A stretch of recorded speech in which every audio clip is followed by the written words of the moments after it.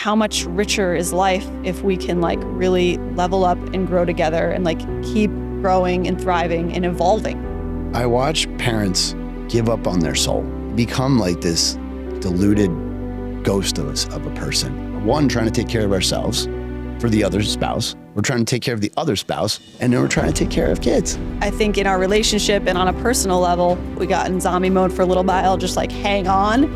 And then we were able to snap out of that and then want more out of life, want more out of our relationship.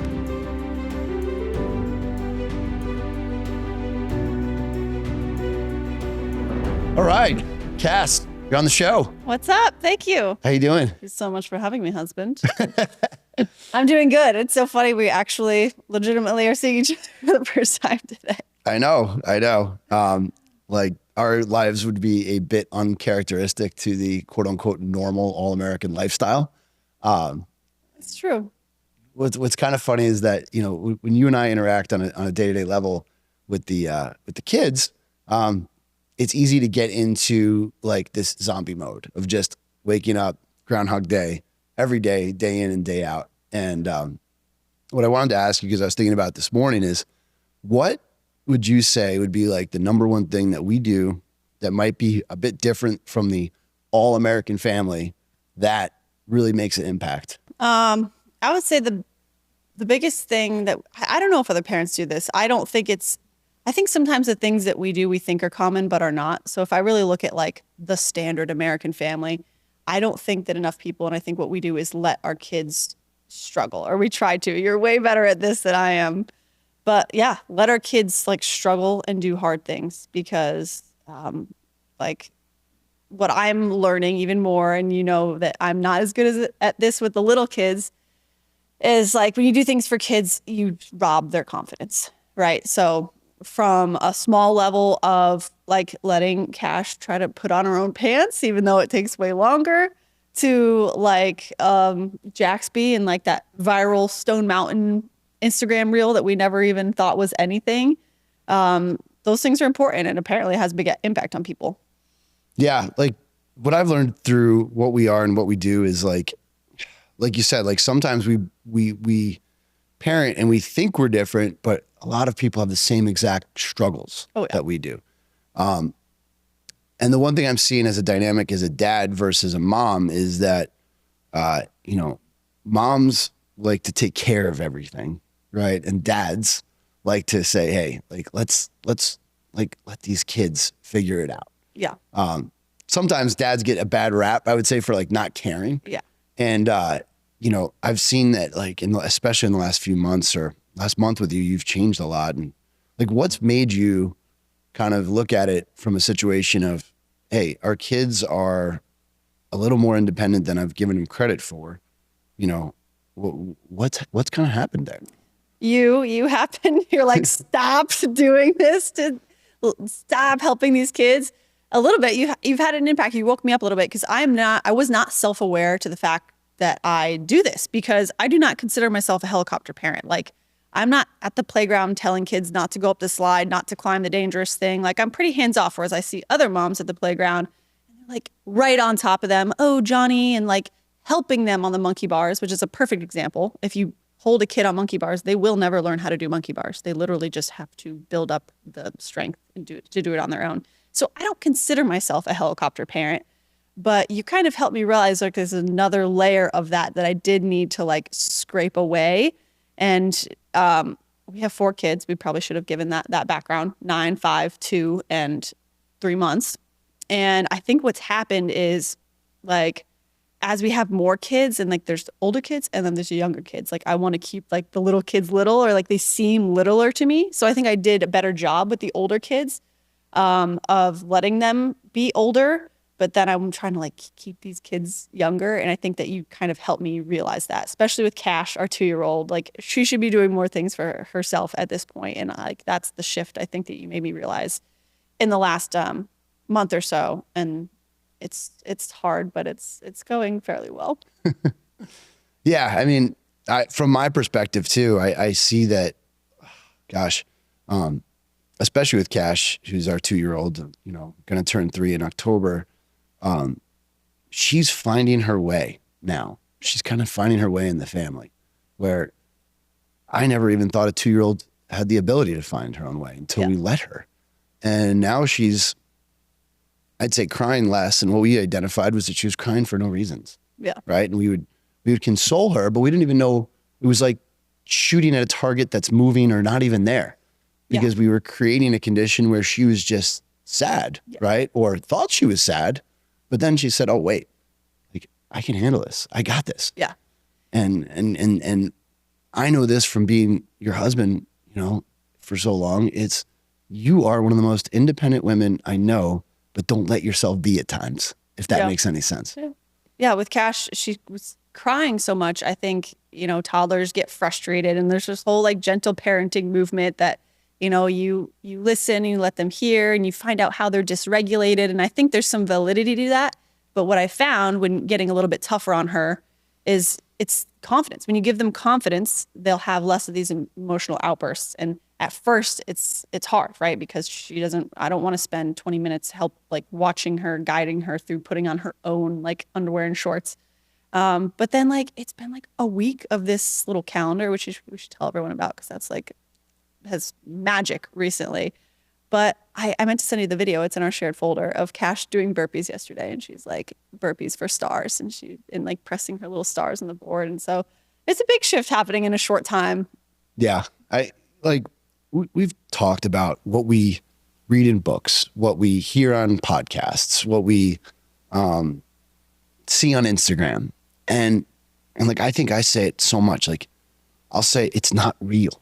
Right. Yeah. And there's so much good advice in a book or, you know, podcasts or whatever it might be. But like, everybody's different. Everybody parents different. Everybody has kids that they know better than actually anyone else on the earth. So it's like, you have to add your unique ingredients to parenting. Yeah. And if you don't do that, you're kind of screwed. And we've both, I think, gotten to the point now where we're like, okay, like enough is enough. Like, it's all noise. Our family is our family. Yeah. We decide to parent exactly the way you and I think it should be done, not anybody else. Yeah, exactly. And I think that in the last month, something has happened where we kind of like solidified what are our like kind of rules or ethos around parenting that we want to keep drilling into our kids. Like before, we had a lot of businesses and a lot of kids in a short amount of time. So like you said, it was a little bit chaotic, Groundhog Day, like just fixing, putting out the tiny fires every day and not like working on our family. And I think that now we have a better like joint vision of like, okay, what are the main themes we want to instill in these kids? And then that'll kind of make the details fall into place. So letting them struggle is definitely one of those. Yeah, no, for sure. With Jaxby, all right, who's 5, I mean, she's second to oldest, right? And I would consider her the most challenging as of right now. And I think, and I want your perspective on it. She holds an energy and a way about her that really is very unique. Okay. She can control a room. And she walks into a room and she just expects and commands everyone's attention. And she does it better than anybody in our family, to be honest. So what do we do?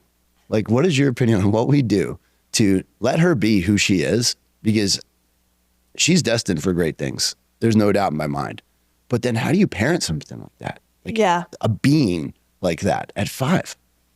Yeah, that's a tough one. I think that things are improving in the last month. And I think that what it is some of these like main themes. And the one that again, you've kind of brought to light for me and that I've been implementing with her is this whole, if you're going to bring a problem, bring a solution thing.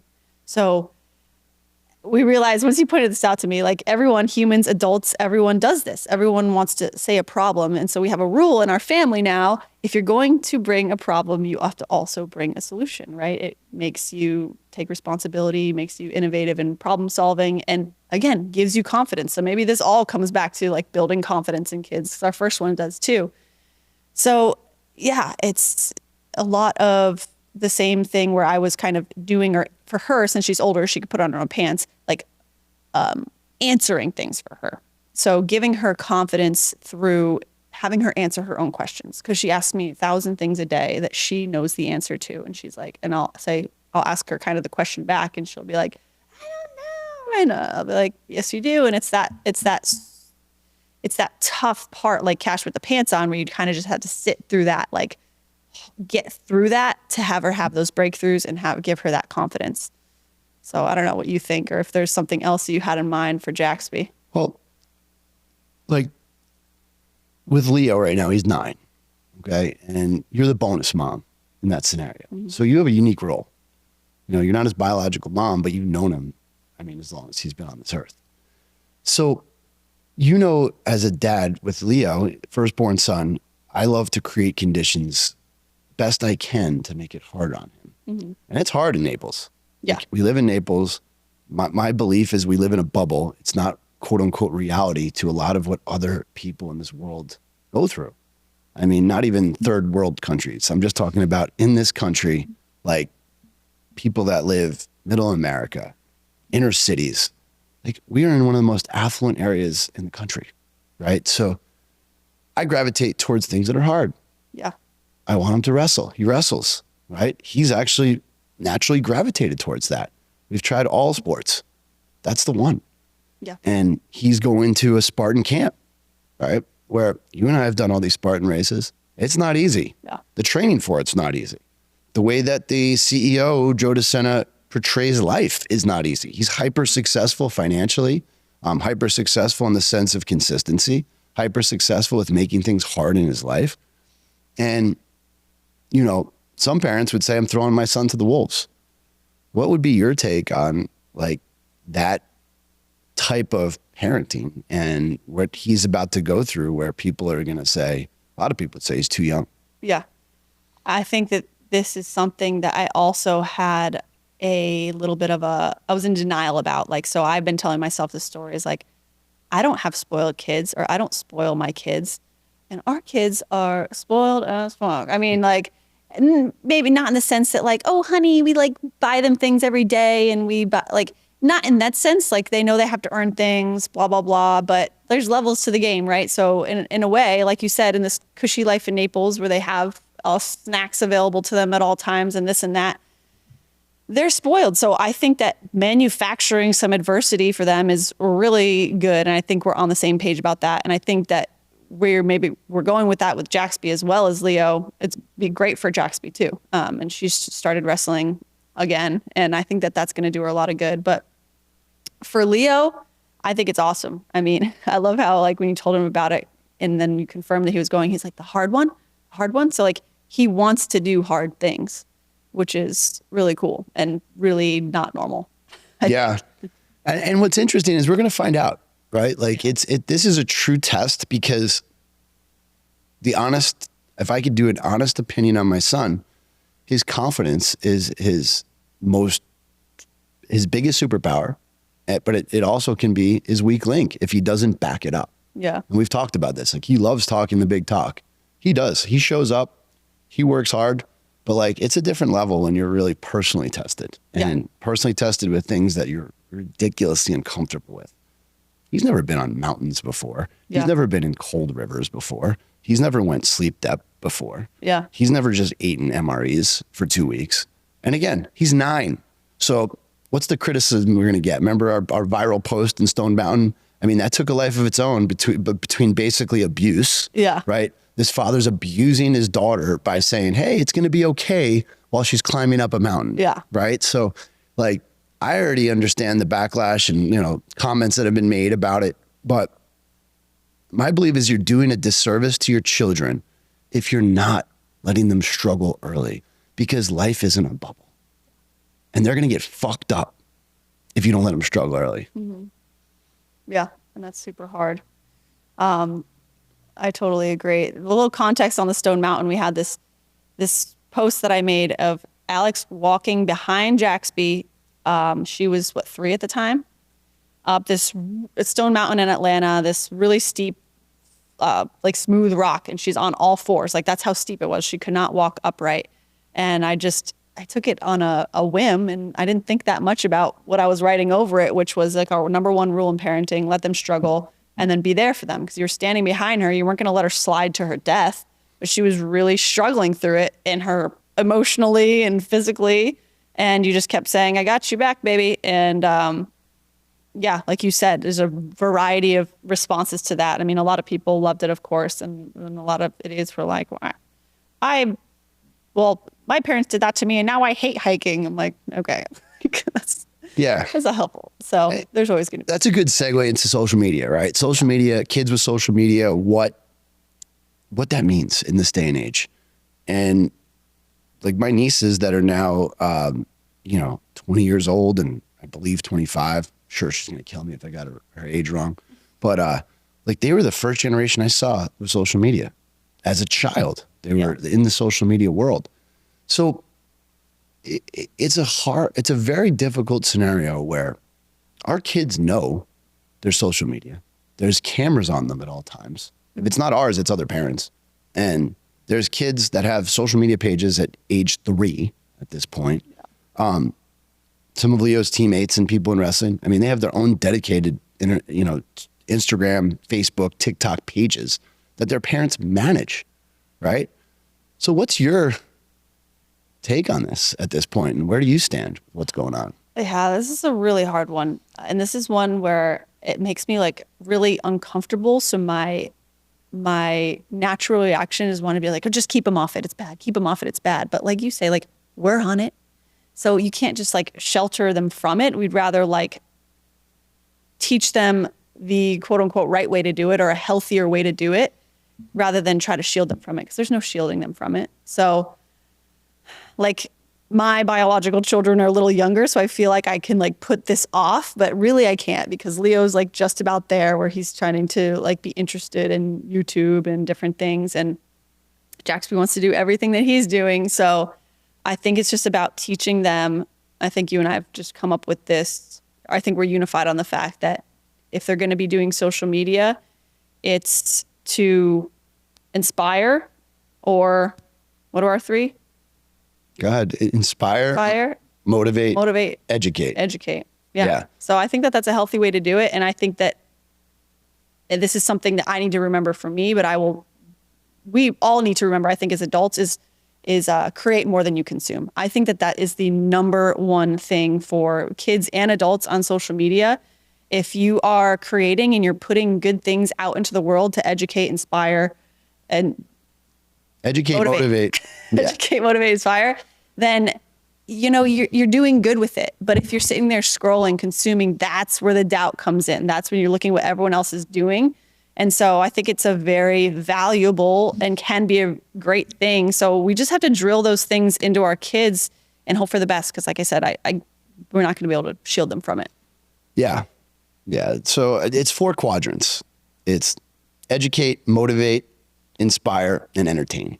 And the entertain part is the tricky one because you can either entertain others or you can be entertained. Yeah. And if you spend most of your time being entertained by social media, that's the problem. Yeah. Because all you're doing is doom scrolling. That's it. And your kids get sucked into a vortex. And all of a sudden, it's like what I say is their brain is on fire. It's fried. Mm-hmm. And what I've watched with a lot of children is that doubt, uncertainty, insecurities, because they don't even know who they are anymore. They don't even know. To us. So imagine. Yeah, they don't even know what to do at this point. The more I think about it and the more that it's prevalent and it's not going away in our society, it is a microphone to educate, inspire, and motivate. And it's their decision what they want to do. And when they want to entertain themselves, good. There are things, but there's got to be time limits on it. Yeah. And a lot of parents, and I see it every day, is they just hand tablets to kids, hand the phones to kids because they don't want to parent and they know it's a mind-numbing experience that gets them off the hook from doing what's right. Yeah. And that's why I think that this, I feel like we are doing a disservice if we don't share with everyone this freaking calendar thing we just started because it's amazing. And I wish I had a sponsorship with these people because I would sell these all day long. I don't even know the brand, but you've probably seen ads for these like calendars the big old light up calendars on the wall and you can put the kids' chores, you put the meals, so right now, our kids, have a list under their name of things they could do every day to earn stars, which a certain amount of stars get you a reward, which we like to call it unlocking, which I love the terminology of. You could unlock TV, unlock dessert, unlock an arcade game. We have like an old school 80s arcade game in our playroom. So it took us a little while to get there, and me especially, but it's like changed my life because to your point of the time, it's like, sure, if you tell them they can put on TV, then you have to monitor how much, and then you have to shift gears, and like there's all these things to think about. Whereas now they could go to that board. They don't have to ask me, what do I have to do to get this? And I have to come up with something. They don't have to ask me, can I have this? Can I have that? It's like they know. Do you have the stars for it? If not, there's a list. You could do it. You can clean the poop out of the chicken coop. You can, unload the dishwasher. There's this list of all these things that they can do. So that's been really, really game changing. Yeah. I mean, kids love games, right? And the screens are what they're attracted to. It's just innate. So when we make those screens an actual game for them, that's productivity. Yeah. And it makes them produce positivity and actually beneficial results in our family. Yeah. It's ideal. Yeah. I actually have a question for you about allowance, but I was going to say that with this calendar, well, I'll just ask you the allowance thing first. What do you think? I don't think we've ever talked about this. What is your take on allowance? Yeah. So I think something with allowance is these kids need to understand money, right? They need to understand that money provides freedom in certain aspects of life. Whatever you can pay for, right? You have the opportunity to then do. So when it comes to allowance, my biggest thing with allowance is it's got to be something that's earned, not given. And it's got to have a real impact in what they are doing in life. So for example, Leo loves sneakers at this point, right? And he actually wants to work in this podcast studio. And his motivation is to buy these sneakers. So has he pushed hard enough to get this job? I'm not sure. I don't think so, right? So I try to provide different opportunities for him, but see if he really wants it. Yeah. It's like the contract to have his own YouTube channel. Yeah. Right now, he has to make a video, edit it, and put it and upload it into a private YouTube channel. And if he doesn't do that every week, right, the contract's obsolete and he can't have his own YouTube channel. He had to do it for 60 days. Yeah. Now, to his defense, I don't know if he fully understood the contract, that he wrote it, I rewrote it, right? But I do think it's important to have certain structured agreements with your kids so that it's cut and dry. And that's something that we're learning on the fly right now. Yeah. But I know that things in writing make it so much easier for your children to actually understand. And if you fulfill your obligations as a parent, then it's way bigger chance of the kids actually following through with what they're going to say. Yeah. I think that ties in a third one of our big things that we're pushing recently with our kids is take action and make decisions. Like with this YouTube thing, Leo came to you, wanted a YouTube channel. He wrote this little contract. It was very cute. And then you kind of made up this plan. And to your point about working in this podcast studio or anything, like you got to go do it. You got to just make the decision and go forward. You have to be the one pushing it because nobody's going to come to save you. So there's this whole related theme, I think, with like decision making and taking action that I think adults, I know I definitely struggle with, that I'm trying to correct in my children. That's like, make a decision, take action. If it's a bad plan, you could always course correct, but you got to do it yourself. Like nobody's going to do this stuff for you. Yeah, totally agree. So switching gears on this, what would you say would be our biggest obstacle when it comes to our relationship now that we have 4 children running around? Oh, biggest obstacle in our relationship. I think it's just, maybe this is, finding the time for just us, like uninterrupted. Like, sure, we can have time together with the kids in the other room watching TV, but like maybe I'm nursing the baby or something, but like undivided attention. even if it's super short. And it's especially challenging because we like work together in a sense, or, both entrepreneurs trying to work on the business. And so we talk about business a lot during the day, but we very seldom carve out time, and we're doing better, like date nights and things like that, to just like hang out and like be together and like remember who we were together before kids. What would you say? It's our biggest obstacle. So I think it's exactly how this podcast started. What did we start talking about? Parenting. Exactly. Right. And it's super important that we're parents, but we're both evolving as adults, as human beings. Mm-hmm. And what I've seen when it comes to stressors in marriage and stresses in relationship is that people don't evolve at the same time. And what happens then is problems get buried because they become so big that people don't want to deal with them anymore. So they put all their problems into their kids. They hide behind their children's problems or their children's successes, and they don't deal with the problems or the issues. Are you talking about me? So that's one of the hardest things, is that when you're going through life and you've picked a partner that could be 10 years ago, 15 years ago, 20 years ago, that person's not the same person. Yeah. It's just facts. And then it's a decision made by both people to grow together. And it doesn't happen all the time at the same time. Yeah. One person's leveling up and growing, pulling the other along. Exactly. So, and I hate watching it because it's like a train wreck. You see it for people and you see what's happening. Like we have people in our lives where you see these train wrecks happening and you want to stop them and you want to shake them. Like, I've had unsuccessful relationships in the past. I've had, tons of relationships that possibly could have been fixed, but I never took the time to actually think, okay, take a deep breath. This might be fixable. So I'm fortunate that the education and wisdom I had from my past failures has helped our marriage. Yeah.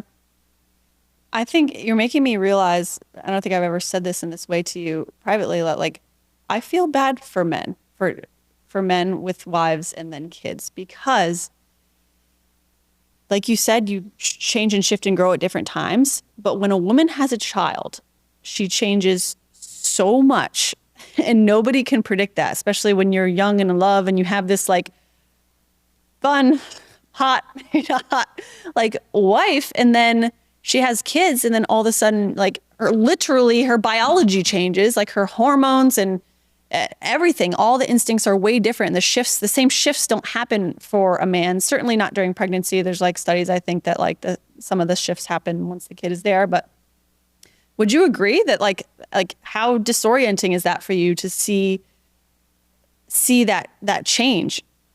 Yeah, I think the main focus for men, and many that are going to admit this, or they're to themselves, or they're not, right? But the truth is that when we have a wife, we're everything, right?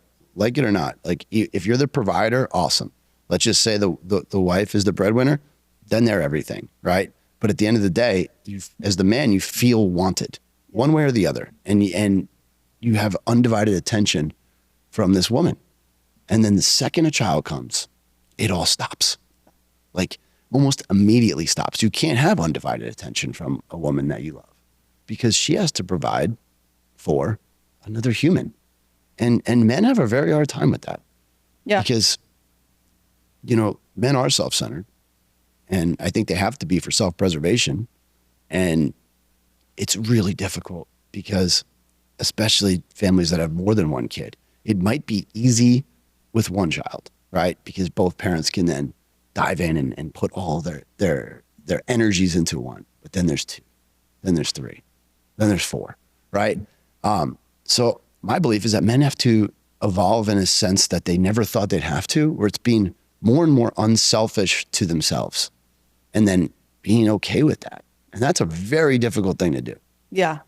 And I think I kind of only realized this after just having my last kid. Like it just feels so different knowing you're done having kids, that like, okay, boom, chapter closed. And I kind of have woken up to this and been, correct me if I'm wrong or if I'm touting myself, but I think that I've done a little bit better job in like shifting back to a little bit more well-rounded, like focus on you and our marriage and trying to balance things out a little bit. But I could see the women or like, especially women, yeah, listening to this being like, feel bad for the man, like, because nobody feels bad for especially strong men, right? But you deal with a lot and you carry a lot. And it's not, even though, yes, me like having to be the primary for, feeding a child and staying up with a child because it's an infant. Yeah, you could feel bad for me too, or not. But I think that men don't get enough, are not recognized enough for like how hard that must be. That's what I'm trying to say. Absolutely. So, and men don't make it easy on women, because men, they will do things that are selfish when they don't feel like their needs are being met. Men cheat, they go out, they avoid the family. They don't want to deal with it anymore. Yeah. And I've watched it, and I used to think, I see what that guy's doing. He's not a good person. But it's like a cry for help, because they feel trapped. Mm-hmm. Like if they're not getting the attention from their wife, they're going to go seek attention elsewhere. Yeah. And that's not good behavior, and it's not something that someone should do. But at the end of the day, it's like, okay, it takes two to tango. Yeah. And I've seen where women hold like sex as a weapon over their husbands. And that's like the dumbest weapon you could ever hold over your husband. Like, what do you think he's going to do? Yeah, I think that's like a whole other can of worms, but you're right. And I think it comes down to just what you said about like, you got to like communicate, go through the hard conversations. It just, everything becomes, when you have kids, I think like it becomes very difficult, and you're just going to go drift if you don't like go through the hard stuff and like collide and have the hard conversations, which we've had a lot of recently, and it sucks. But I think that I know that, and I know that you would agree with me that everyone we've come out better for thus far. Yeah. I legit think that it would be great if a man and a woman could somehow put boxing gloves on and go after each other and nobody got really hurt, because there's aggression that needs to get out. Yeah. And sometimes words don't cut it, or words hurt more than they actually help if you say the wrong things. Mm-hmm. And I know I have to you, but and you've said to me like, Alex, like this disdain in your voice, or this resentment. That's the word I'm looking for. Like the resentment you have right now, it's so vicious. And it's true. Like there's things that I hold in about all of these things that it sucks and it hurts. And voicing it to anyone, even voicing it to people that see therapists, or voicing it to a friend, or voicing it to, even talking to yourself in your mind or out loud, doesn't cut it. Like you have to find a way to communicate these things in a healthy manner to your spouse. Yeah. Because they don't know. I realize a lot of it, like I tried to paint a rosy picture with you about everything's okay. Mm-hmm. Because I'm the provider. I'm the husband. It's gotta be okay. Yeah. But when it's not okay, then you become like this weird false person, because you're creating a condition where your wife thinks everything's okay, but it's not okay. And your job as the provider is to make it okay. And you're living in an artificial bubble. And I see that now a lot with couples. And from a woman's perspective, what would you say to a wife that might not understand that, and how can she help in the relationship?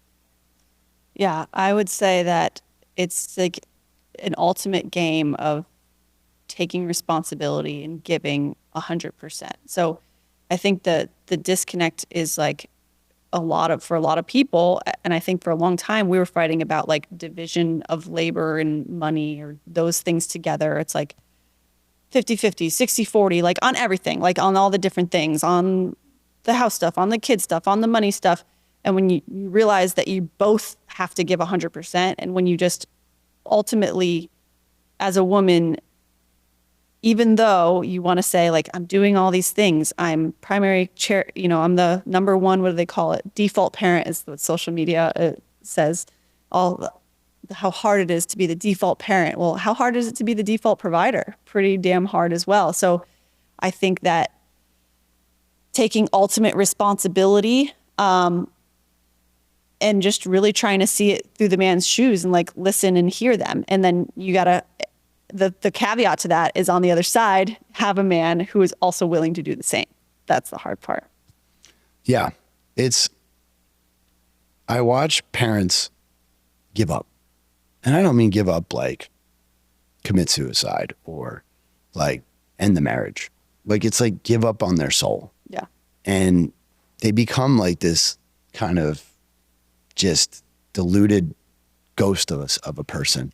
Just ride out life. That's it. They ride out life. They become almost zombie like, and that's hard because when you're going through it, especially as a young parent or someone who's in a younger relationship, maybe with young kids, you're looking for guidance.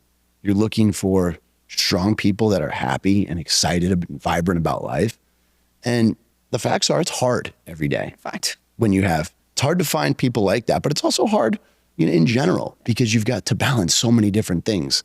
And not only is life hard enough for someone to get through on their own, then when they're in a relationship, then you add another human being to it.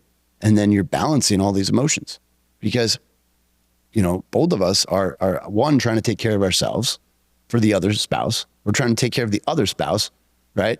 And then we're trying to take care of kids. Yeah. And I think that's what I did recently. I was like, just holding on to life. I was like, everything is so hard. I'm just going to stay right here. And then you were like, no, like you got to grow too. And like, I think in our relationship and on a personal level, we got past that. We almost got to like ride it out. We got in zombie mode for a little while, just like hang on. And then we were able to snap out of that and then like want more out of life, want more out of our relationship. And I think that there'll be times that we have to do that again and again, like we'll get stuck. And then, but like how much richer is life if we can like really level up and grow together and like keep growing and thriving and evolving. Yeah. And that's okay. And that's a great point because for me, you start to play this game in life where, okay, what is the real goal? Right? Is it money? Well, you can't really take money with you when you die. And does money impact your children? Of course it does, right? I think a lot of money and opportunity with finances creates freedom. But if it's not taught and directed correctly, it can be one of the biggest burdens in your life. It can be one of the biggest stressors in your life. And then, okay, like just being an honest person, right? What does that even mean? Like, or doing the quote unquote right thing. Because a lot of people think at the end of the day that when you're at your most fullest conviction of what you think is right, there's somebody else thinking what you're doing is entirely wrong. And that is really hard because it's tested. You're tested all the time. And your children are tested all the time. So for parents out there, it's like the uncertainty is always around. Create some certainty in your life with your family. That, hey, there is some unbreakable things in our family that nobody can touch. Yeah. That's really powerful. And that's, I think, what we're coming around to is you got to have the blinders on a little bit because like, you're going to see so many different ways that people do things. At the end of the day, you and your family have to decide how you're going to do things. And like you said, just have confidence in that because it's really easy these days with social media to have, question yourself in that. Yeah. I mean, because it's so interesting. I think people are quicker to change their parental structure or what the kids' activities are because they're not getting that instant gratification. Yeah. Right. And kids complain at a deeper level quicker because they have more opportunity. They have more opportunity to watch something. They have more opportunity to get stimulated. So it's hard to say, hey, this is what we're doing. We're doing it for X amount of time and that's it. Period. Because you're being pulled in so many directions. Mm-hmm. And at the end of the day, if you don't have some sort of consistency day in and day out, your kids are going to be lost and they're going to lose themselves. So what we're doing with keeping organization and structure with our kids, with what we're saying with them with doing 10 push-ups every day, even though it's not a lot, it's 10 push-ups. That's a non-negotiable. With what we're doing with rewards for the children if they actually do something. Like rewards are what happens in life. You go to work, you get paid. That's a reward, right? Yeah. You do something, when it comes to being great for yourself, you get a reward. You do something for your wife, she's usually happy for the most part. So it's like, some of these things you're taught aren't exactly what people say are the right thing to do, but then you have to follow what's the path of life? Yeah. I got caught up on that, and you kind of helped me bring back around to this reward system. I'm like, but they should just do chores because it's the right thing to do, and but they don't want to do it. And in life, like you said, usually you get a reward for doing something good, whether that's just within yourself or, money or whatever it is. Yeah. Yeah. And, as we get into it, it's like you talk to parents that are in the next level, right? It's always a next level, just like a friggin' video game. Like, oh, wait till your kids are teenagers. Wait till your kids are grown. Wait till this. So it's like, I watch parents also, and this includes us. Sometimes you get in your own head about, that's not going to happen to me. Those things aren't going to happen to me. But I'm more humble than I ever have been when it comes to situations with our children. Yeah. And I never think that something can't happen to us. It can. There's situations in life that we're going through that we never thought could happen to us. Yeah. And it happens. And that's life. But when you can be malleable in the sense of adjusting to when something does happen and come out stronger for it, it makes all the difference. Agreed. So like right now we live in Naples on 5 acres, and I don't even know what you call it. It's like a normal style house, right? We have a chicken coop. The chickens run wild on our property. It's not a quote unquote farm. It's not a quote unquote normal home. Wannabe homestead. Wannabe homestead. That's what I like to call it. Okay. So we're a wannabe homestead. What's our next plan with it? Like, what do you want to do with our property? Goodness. I want to do this. Stop. I want to do nothing else and just try to grow some fruit. Yeah. So we've made this massive change recently for some background of like just living in mostly like either condo, gated community, back in Miami, condo, then gated communities. Florida, that's just is what it is. And then in the last year to this property, and it looks so nice. These like things you see on Instagram with like homesteading and growing your own things. And so we did all things. First, we did a garden, then we did a food forest, then we did the chicken coop and tried to build a pond, tried to clear some land. So we've done all these projects. And I think what we're realizing is it's not all that it's a lot of work. I think we probably should have realized that even more. And I don't know. I honestly, I don't want to do anything but try to make something succeed. We have some peaches on the tree. I want to grow food that we can eat every now and then. And I want those damn chickens to start laying eggs so that it justifies cleaning up so much poop. Yeah. Is that a low goal? Do you No. have any other aspirations? No. I can't take any more right now. It comes in waves, and it's like, what's so cool about it is it's a definition of our life. We do a lot of things, right? We do, and we love to have a life that's very different than the status quo, but we do like some of the status quo at the same time. Yeah. So it's like we've dabbled in both, and it's exactly what I think we should be doing because it's an imperfect lifestyle. Yeah. And at the end of the day, that's what life is. It's not perfect. Mm-hmm. But there's a lot of fun in it. And through what we've done right now, I've learned so much. I've learned so much about how to build a container home that was just supposed to be storage. It's turned out to be this beautiful, luxurious container home that guests can stay on. We can do tons of different things there. And through the entire chicken, adventure, we were going to buy live chickens. We couldn't find live chickens. Then we had live chickens, but they had fleas, right? Like we never even picked up the chickens that had fleas. Then we decided to do it from scratch. We've gotten to a point now where they're almost to the point where they're going to lay eggs, but they don't lay eggs. They just shit everywhere on our property. Yeah.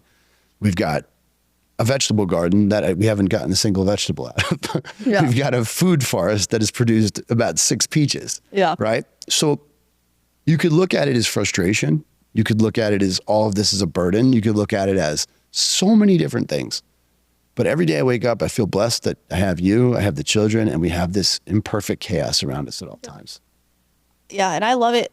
I love it for the kids. I love that it gets us outside, it gets us doing and building and growing something together. Like, I just can only imagine the impact if I grew up with these things that we had. Not that I had a bad life, but I just think it's so cool. And maybe I'm like idealizing that a little bit in my mind, romanticizing that in my mind a little bit, that they'll like look back and have chickens. Maybe they don't care if they had chickens.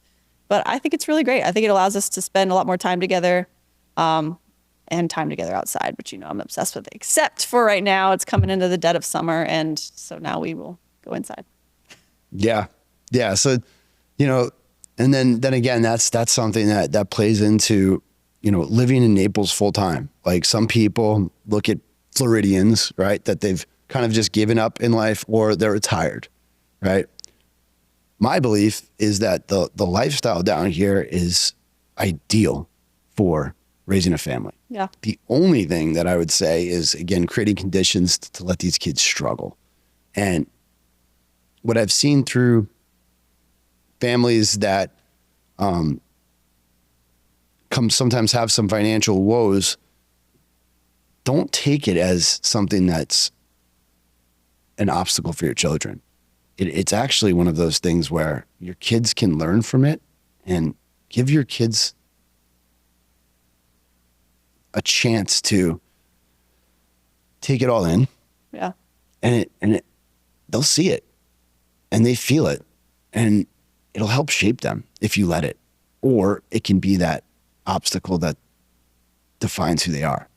Yeah. And that's super important, that you let them live in that moment and be okay with it. Mm-hmm. It's like bringing them along for the ride, and not shielding them and protecting them from everything, but letting them in on it, on what's going on in the family too, so that they can understand and do better. Like, that's what we want.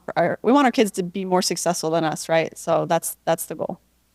Yeah. And so what we see and what we do sometimes is we create resources for them and opportunities for them so that they have an opportunity to be better than us. But what I see with parents is it's a double-edged sword, because you're creating all these conditions where, yes, you are giving them the resources to do better. But I think the paradox, the actual opposite happens sometimes, because kids don't necessarily have the same dreams and hopes that their parents do.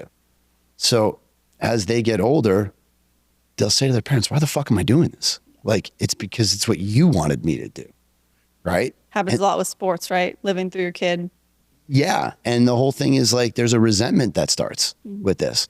And you got to be careful with it. And there's the balance there of just telling your kids what to do, and then staying a course of, like I just said, consistency, and then being able to course correct and finding what the passion of your children is. It's so important that you listen to your kids, and when they do gravitate to something, go full with it. Yeah, I agree. I think we're finding that balance now with wrestling or any activity, like between the ages of Jaxby and Leo. Leo, he gravitates towards wrestling, so we're all in on wrestling. And I think that's age appropriate. And we're at this point with Jaxby where it's like, what point do you give them the choice, and what point do you just tell them what to do, and because you know what's best for them? Where would you say that line is in sport? Yeah. So with Jaxby, it's a great example. She wants to do tournaments right now. She doesn't practice enough. She's 5 years old. I mean, that's ridiculously young. We made the mistake of sending her out there, like, what, at 3? Something stupid, crazy, because she wanted to. So we listened to her at 3. Yeah. That was bad parenting. She got out there and she was scared of the ref. She's like, that man. Like, I get it. But we listened to her. I'm not listening to her this time. She doesn't put the work in. When she puts the work in, day in and day out, she can show me she can do 3 offensive moves and 3 defensive moves. She goes out and does a tournament. Yeah. Period. Yeah. I'm on the same page so far.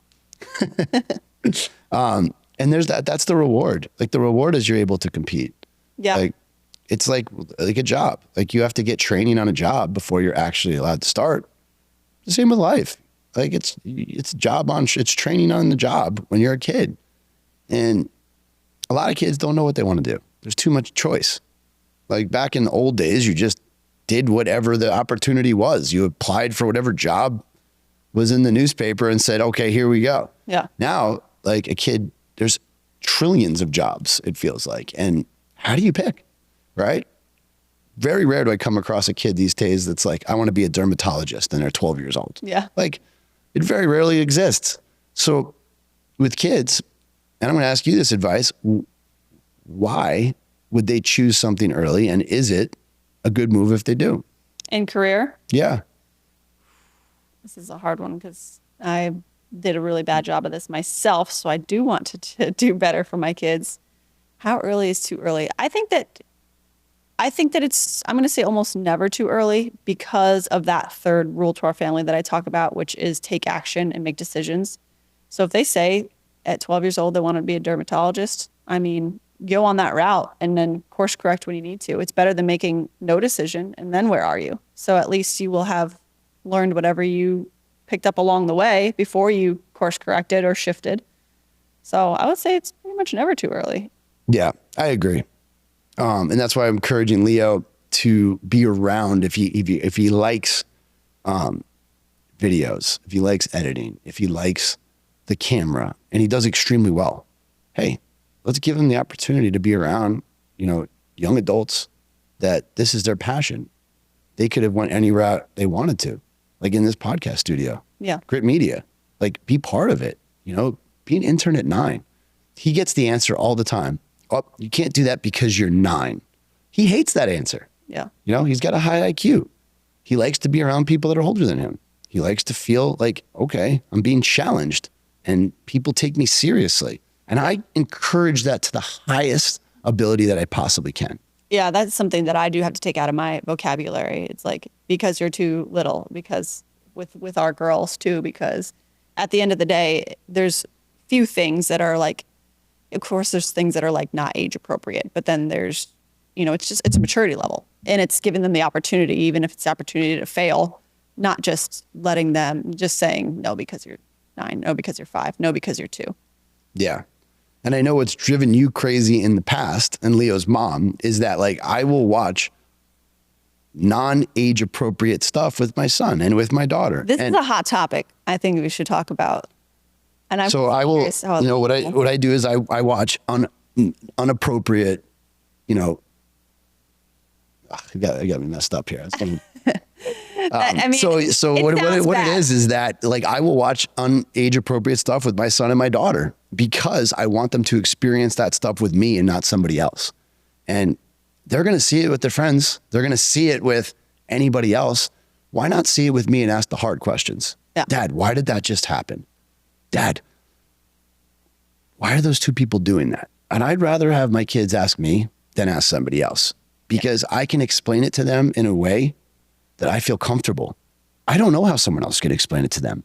I don't know if they're over someone's house, how a parent might explain it to them or an older child might explain it to them. And then that's their first ever like experience with something that might be awkward. This one was a hard sell for me at first, right? I was very resistant to this because I was like, they're this age, they're this age, they're this age. No, no, no. And I realized, I looked back on like my childhood and I was very sheltered from things and it was very awkward for me. I was very, I guess, ignorant of a lot for like into my 19, 20, 21, like, there's a lot of, and I still feel, it was like very awkward for me. So I think that I understand this strategy and I totally agree. You want your kids to always be able to come to you and talk to you about things and not have anything be awkward or you want to be the one explaining it to them. Yeah. But that takes courage. Yeah. And I believe this, parents will hide behind age restrictions and they will hide behind things because they don't want to have the hard conversations with their kids, but they also don't want them to learn it from somebody else. Yeah. So like, don't tell them. It's a double-edged sword. Yeah. Where, at the end of the day, you got to have the courage as a parent to come through and gain your son or daughter's confidence by explaining things that you do not want to talk about at an early age. Yeah. Yeah, I'm there, but I'm mostly letting you do it so far. I know. And I love that role because I like to go in the deep waters. I like to go to places where most people don't want to go with questions and emotion. And that's blessing and a curse for me because I'm willing to go there, but it takes a lot out of you. Yeah. And I've absorbed a lot from that. And this weekend it's going to WWE with our 5-year-old daughter who is obsessed with WWE. And I think it's great. I've never been that into it, but it's such a cute thing that you guys have. And not only that, there's like concepts in there that for a 5-year-old, like you get to explain to her, right? Like not everyone would let their 5-year-old watch that, but she's learned a lot from it actually. Yeah. And this is like, I've always like said, like if I was going to write a book about how to raise a kid, it's like how I raised my kid through WWE metaphors. And people will say it's not real. And I say, my argument is the most real thing you will ever see because people are in character at all times. And there's always emotional switches all the time. Someone goes from being the best guy in the world to the most evil guy in the world like this. And it happens. And that happens in life all the time where everybody thinks you're the best. You make a single move and all of a sudden perception is reality. Yeah. You are a crook. You're evil. You're corrupt.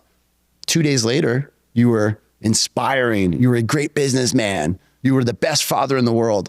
Yeah. And I want my kids to love the booze. Yeah. Love the booze because if you're ever successful in life, you're going to get criticized. You're going to get booed. People are going to not like you. It just success invites doubt. It invites being in this evil type person that comes with it. Because anybody that I know has ever been successful has gotten some sort of hate somewhere, somehow. Because people that don't do anything are fucking jealous of people that do. Yeah, it's so counterintuitive because criticism doesn't actually mean that you're doing something wrong. It probably means you're doing something right. So love the booze. That's another one of the family themes right now. Love the booze. Yeah. So at Jaxby, what I love is her favorite character and her favorite wrestler is Triple H. And what I love is that Triple H is the boss. Like she realized it real early. Like he calls the shots. He does everything behind the scenes. And his whole thing is it's all about the game. And Triple H played the game at the highest level. He took WWE when it was failing and losing to a rival called WCW. And he reinvented the entire script where he took it into this thing called the Attitude Era. And he will even say now, it went too far. The things they were doing were outrageous. The things that they were doing were ridiculous. And they were really probably bad for what kids could see and do. But he knew that he had to do something drastic to keep the company alive. Yeah. And he did. He ends up marrying Stephanie McMahon, who was at the time the boss's daughter. He puts himself in a position of authority and he saved the company. Yeah. This is what you should have Jaxby on to talk about. She'll talk WWE with you all day. I will, because she's knowledgeable in a way that we talked about. She was having issues with math or English or this, but when you make an analogy, hey, Jaxby, that's a tag team versus a tag team. How many people are in the ring right now? Yeah. 4. And if you take 2 of those people and they get thrown out of the ring and they get thrown through tables, how many are left in the ring? 2. Okay. Now we're getting somewhere with math. Yeah, I can't argue with that. And I got the privilege and the challenge of making a AAA birthday cake this year. So that was fun. Yes. Yeah. So the other thing that we talked about, we haven't touched on yet, is like, do we tell our kids what to do or do we show our kids what to do? And my big thing right now is like, I'm making my pro debut, PPA, pickleball this Saturday, tomorrow, right? Yeah. I'm playing tomorrow. So that's something I never thought would ever happen. I'm 46 years old, right? I've been through, playing collegiate football at the highest level. I've been through Spartan races, being on the first Reebok Spartan pro team, being flown around the country. And you think it's over, right? And then you keep redefining yourself to find some sort of success. And it never started like that with pickleball. It started as a hobby during COVID. And we started playing with like people in our community, like the Galen Barbs of the world that smoked us. Yep. And like I remember going back and being like, I'm never playing this ever again. This is the stupidest thing. It's a paddle and a wiffle ball. I don't need to be good at this shit. But then you had to get that. There's something that You had to go back for that satisfying sound. there's something inside you and I that we cannot accept defeat. We cannot accept it. Yeah. And we hate it about ourselves, but it's what drives us. And I think that's a really important point about showing the kids. That's like, I had a point in between my postpartum periods, in between kids, I would go back and do like a race, like a High Rocks or a Spartan stadium. And part of me felt like embarrassed, like, why am I going back to this thing that I did in my 20s that, it's kind of like a waste of time and resources at this point. I have a family. I'm like, you know what? It's not. Because I don't want to tell my kids about what I used to be able to do. I want them to see me do it now. So that in and of itself is reason enough for me to keep doing these things that challenge me and that I enjoy. And they're finally picking up on it. And I think that that's awesome. Like for you, it's pickleball on the PPA tour right now. It's the same exact thing. So they're going to see us, maybe not appreciate it in real time, but hopefully at some point. Well, that's so what people say to me, like, what the fuck are you doing, Alex? You got a 3-month-old, you got a 2-year-old, and I'm 46. And I went through this period, especially when Rocky was in your belly, it was like this defeated attitude, this, it's another mouth to feed, and I just had this anger about it at times. And, when you flip the switch and you say, I've actually got the opportunity to be great the rest of my life. I've got an opportunity now to stay focused for the rest of my life. I have an opportunity to have a lot of fun with kids the rest of my life. It makes you better. But a lot of parents don't ever flip that switch. They don't ever think about it like that. And the biggest thing I've identified with parents is they think that they can just tell their kids what to do and they're going to do it. Show them, even if you're not the best, just try. That's what your kids want. They are the automatic lie detector test in your life. Yeah. Listen to it. Yeah. You can't tell them to not be on screens if you're on your phone all the time. You can't tell them to put away the Cheetos if you're not. You can't tell them to go exercise if they don't. I mean, them seeing you do it every day will have such a bigger impact. So it seems so obvious, but we really look at our lives, we're not showing our kids as much as we are telling them, and it should be the opposite. Yeah. And what I love is that I watched Jaxby say to you, Mom, coach me. Yeah. She looks at you and she hasn't seen you yet. Like you. Like she's seen you as the mom because you've had 2 babies since her and you had Leo as the bonus kid, but she hasn't seen you yet. And she gravitates towards you. Like the primal Cassidy, the one that's got the fire in her. And that's something that she's still waiting to see. Yeah. I'm excited she's getting older to do so. I mean, she's seen me working out multiple times a week her entire life. And it was, like you said, it was just the other day, a couple weeks ago, she said for the first time, Mom, will you coach me? And I was like I was not expecting it at all because I've never pushed it with her. But you always point out to me how much she is watching me. And I think that I don't realize it enough. So I'm excited for a new season of life with her being a little bit older and to be able to do more of that type of stuff with her. Yeah. I mean, she loves to mimic your behavior. She loves to... Maybe not the best parts. Well, it doesn't matter. It's all good. She loves to mimic the good things and the bad things. But when I watch her with Cash or I watch her with Rocky, she's so... She is very surprisingly nurturing. Oh, big time. Yeah. Big time. But she gets it from you. Yeah. She sees you do it. So, but she's also got this fire in her heart that is intense and she needs to let it out. Yeah. And that's the part of her that I want to see come to fruition is I never want her to feel you know what? I have this thing inside me. I don't exactly know how to let it loose. And then something's tamed her. And being a parent of her, that's the most difficult part. Yeah. Is we need to get by day and parent correctly, but we also want her to be that fiery person who we know she is. All right, wife, you know what? We've talked about a lot. We've had a lot of fun. You got any parting words for our audience?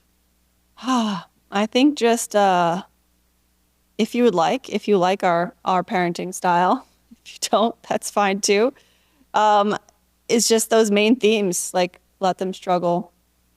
If you're going to bring a problem, bring a solution and take action and love the booze. Yes.